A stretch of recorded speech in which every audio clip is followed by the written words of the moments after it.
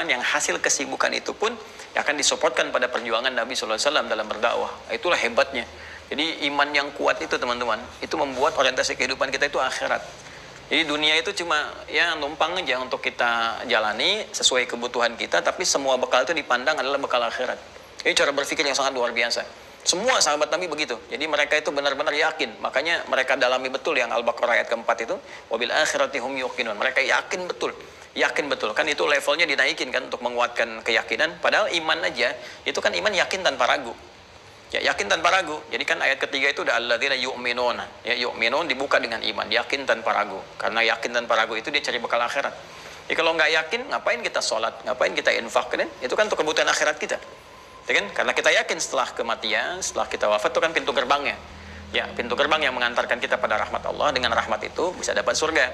Jadi ada rahmat, dengan rahmat dapat masuk surga, ya kan? Dan kita kan pengen ke surga, artinya pengen rahmat Allah. Nah, pintu gerbang itu kematian. Jadi kalau ada orang pengen ke surga kemudian tapi nggak pengen meninggal, nah itu mimpi mimpi yang nggak nyampe-nyampe gitu. Ya setiap kita pasti meninggal, makanya wafat itu keniscayaan pasti terjadi. Tinggal persiapan aja. Nah, waktu kita menujunya disebut ajal namanya. Quran surah ke-7 ayat 34. Walikulli ummatin ajal fa idza jaa ajaluhum la yastakhiruna sa'ata wa la yastaqdimun. Setiap umat ya itu semua, bukan satu dua orang, punya batas waktu kehidupan. Nah, jenjang batas kehidupan itu yang disebut dengan ajal, itu yang mengantarkan kita pada rahmat Allah. Kalau sudah tiba nggak bisa maju, nggak bisa mundur. Ya, karena itu teman-teman sekalian, penting bagi kita mengambil visi kehidupan ini. Nah, Al-Quran memberikan kekuatan pada jiwa untuk meyakinkan itu dengan lebih. Makanya ketika masuk kepada bab akhirat, kan bab akhirat di pembuka surah Al-Baqarah di ayat yang keempat itu, penutupnya wabil akhirati hum yuqinun. Dan untuk urusan akhirat mereka betul-betul yakin. Karena yakin itu semua aktivitas kehidupan dunia itu diarahkan untuk memenuhi bekal kehidupan akhirat. Begitu cara berpikirnya seorang beriman tuh.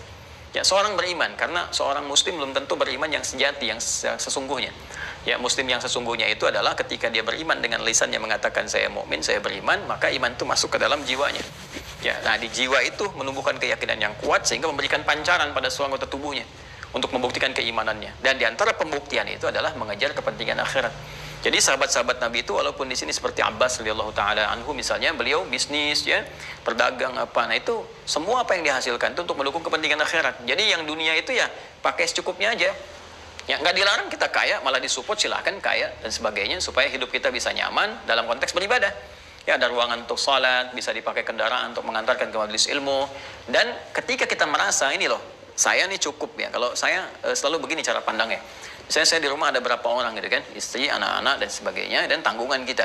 Terus kita ukur nih, misal kebutuhan kita dapatnya saya 5 juta nih kebutuhan saya, tapi kalau Allah kasihnya 10 juta gitu kan. Nah, boleh jadi kita pasti petakan 5 jutanya ini untuk apa nih? Ya, 5 juta pertama kan bekal kita untuk kecukupan masalah dunianya, dan itu pun untuk mempermudah ibadah. 5 juta lagi kita harus perhatikan. Wah, ini bekal saya akhirat ini yang Allah kasih gitu kan. Seperti apa? Ya, maka kita lihat tuh deh, udah cukup anak-anak ini tabungan dan begini. Berarti ini titian saya. Ini yang kita supportkan ya untuk mengejar keutamaan akhirat kita.